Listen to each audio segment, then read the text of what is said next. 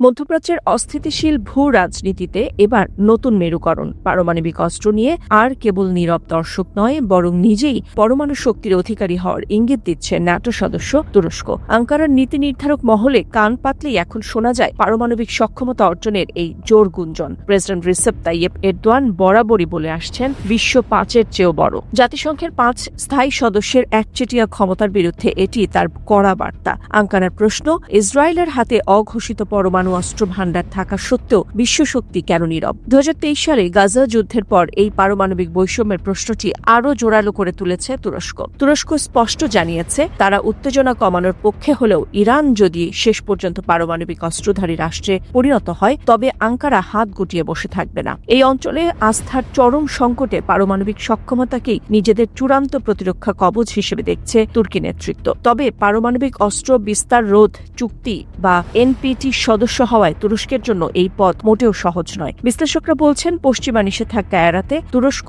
সম্ভবত নিউক্লিয়ার ল্যাটেন্স বা পারমাণবিক সুপ্তাবস্থার কৌশল নিতে পারে, অর্থাৎ সক্ষমতা অর্জন করে আন্তর্জাতিক দর কষাকষিতে সুবিধাজনক অবস্থানে থাকা। তুরস্কের এই সম্ভাব্য পদক্ষেপ পশ্চিমা দেশগুলোর জন্য বড় দুশ্চিন্তার কারণ। পাশাপাশি পাকিস্তান ও সৌদি আরবের সঙ্গে তাদের ক্রমবর্ধমান প্রতিরক্ষা সহযোগিতা তৈরি করেছে নতুন সমীকরণ। পর্যবেক্ষকদের মতে, তুরস্কের এই বার্তা শুধু হুমকি নয়, বরং আন্তর্জাতিক সম্প্রদায়ের জন্য একটি সতর্ক সংকেত। এখনই সমন্বিত কূটনৈতিক উদ্যোগ না নিলে মধ্যপ্রাচ্যে পারমাণবিক অস্ত্র অর্জনের এক ভয়াবহ হিড়িক পড়ার আশঙ্কা করছেন বিশ্লেষকরা।